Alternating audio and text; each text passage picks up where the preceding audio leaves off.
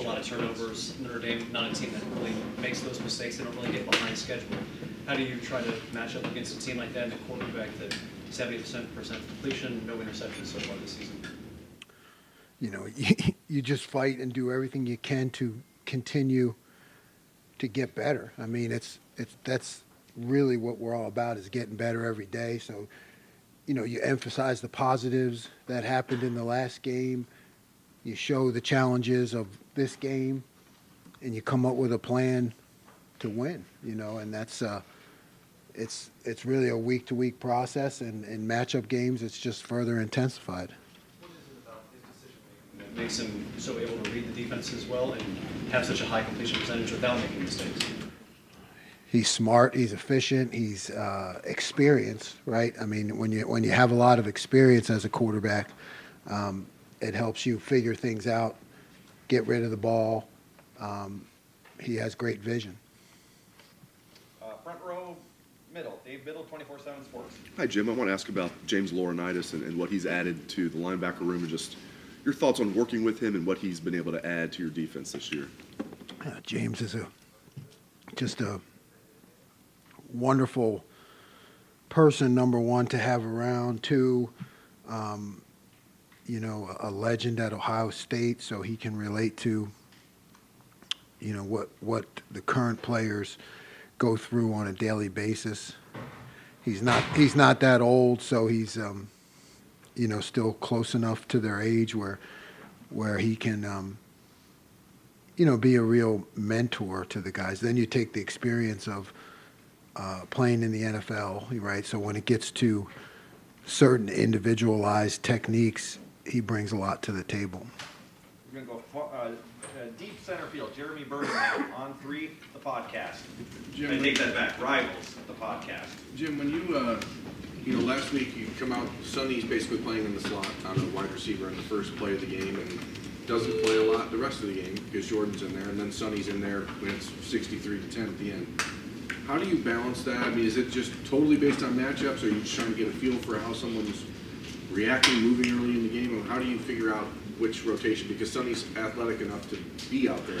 Yeah, it's all part of the plan. You know, it's a week-to-week plan, which, you know, where we want to utilize the talents of our players, but like you said, also get the matchups right and do what they do best.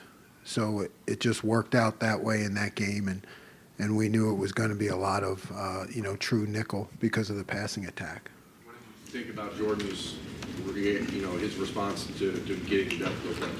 You know, I thought he made some plays, and I think, you know, he's still a work in progress at that position, and he just needs repetition and continued coaching, but he has the skills. Fourth row right, Andy Backstrom, Letterman Row. Jim, the Notre Dame running back, Andre Estime, does a lot for them. He's kind of a bell cow at this point. What kind of challenge does he present to the defense, and especially those linebackers? You know, it's the running back combined with the offensive line. The offensive line is talented. You know, the tackles are excellent, and he's a strong running back. So when you have an offensive line that works well together, and you know, they're physical and they push at the point of attack, he's a guy who can get behind that, and strong runner, but also elusive. He can also make the cuts. So I think it's a real challenge for us to, you know, play behind our pads and play downhill, because you're going to have to put your face in the fan. Right next door, Cameron Teague Robinson, The Athletic. Jim, we talked a lot about going to that Western game, about this being the big test, the first true test for the secondary. Just when you watch that game back, what you learned about this group that did good or bad? Yeah, I mean, I learned that we could compete at a high level against, you know, a guy who I think is going to be an NFL quarterback and a receiver who I think is an NFL receiver. I think they had those two players were premier talents. So, you know, it gets harder and harder every week, but that's why they're at the Ohio State and me too. So but you take from it that, okay, we're, in the passing game, we're going to contest and we're going to compete. And I think that's what we want to do this year. Right behind him, Spencer Holbrook, Letterman row. Jim, you guys have rotated a lot of defensive linemen so far this season. Is this the kind of matchup where you want to see that pared down a little bit and keep your best guys on the field at all times, or is it one where you have to keep them fresh? No, I think we go with our plan. We want to keep those guys fresh, play as many as we can. We want to be strong in the fourth quarter, so we'll continue that way. Second row right, Doug Maurice, Kings of Columbus, the podcast. You talked about Notre Dame's offensive line. When an opponent has an offensive line like that, do you need to think about how do you then decide how much you're going to blitz to get the pressure you want?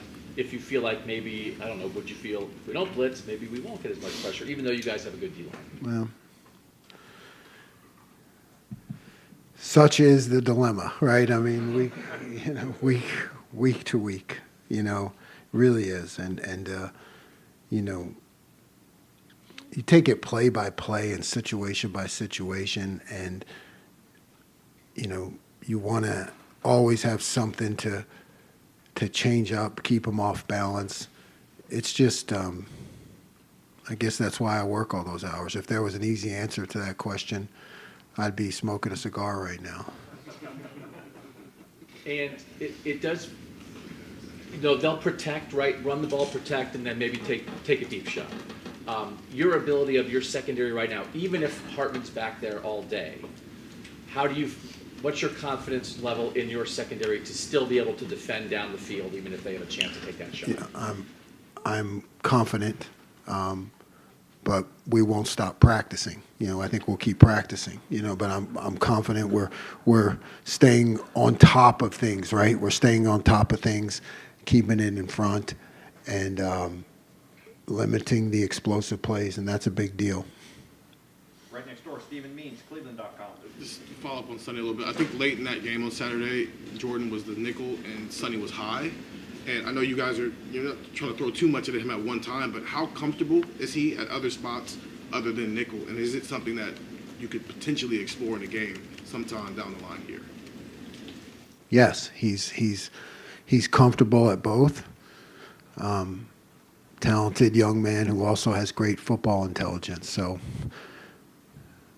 yeah, we're gonna keep working with him in different ways without overloading him. It is a balance because I want him to play fast.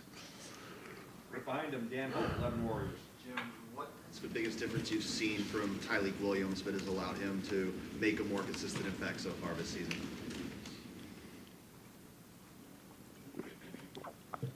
Just being healthy. Tyleik is extremely athletic, really athletic. And, he needs the repetitions, missed a lot of reps during camp, right? So the more repetitions that he gets, it just seems like the better he becomes. But staying healthy is a big thing. Right in front of him, Nathan Baird, Cleveland.com. These first three games, there have been a lot of legitimate reasons maybe why the defensive line doesn't get to the quarterback a lot. This game, where they do have a more pro-style offense, do you feel like you have to feel the defensive line, just the four-man rush in the pass rush more in order to win a game like this? They have to keep doing what they're doing. Last game was interesting. I don't know how many sacks we got, only a couple, I think. But when you watch the tape, he was under duress all the time, and I think that's sometimes missed, So we just got to keep doing what we're doing up front. Talented, hard-working guys. It is. We want the sacks and the quarterback hits, but it's also about getting the ball out on time, making sure the ball gets out on time, and we've been doing that. Front row, Bill Rabinowitz, Columbus Dispatch. I asked Ryan a similar question. I know you guys were confident going into the season about your defense, but obviously the last thing people saw were the last two games. through 3 games, how good do you feel about it, and what needs to improve? I never feel good. I mean, there's not a time that I feel good, and that's not something that I should. It's a constant striving to get better. Now you emphasize the positives. You see things, you build on that, and that builds confidence. So I think we just need to keep getting better at that confident approach. The more reps you get, the more plays you make, those all count. They're like in the bank, what I mean? So to me, it's just all about a continued mindset of confidence and controlling the game on defense. I mean, it's really just continue to push the mindset. Just specifically about JT and Jack, because the sacks haven't been there, but I see what you're saying about the pressure and the disruption and the run game too. How would you assess the way they're playing? I think they're playing excellent, and they're talented, coachable, Ohio State type young men, and you really couldn't ask for more out of either of them. They're going to do whatever you ask them to do. They're going to be coachable. They're going to see their mistakes. They're going to fix them. They're just really great young men. I'm very pleased with both of them. Far right, Austin Ward, Rivals, the podcast. Jim, if the opportunity had been there, what did you think that Chip could have become at linebacker?